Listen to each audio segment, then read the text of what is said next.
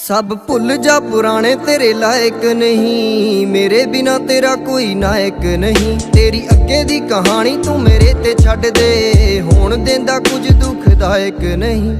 तेनू दिल नाल सदा ला के रखूंगा।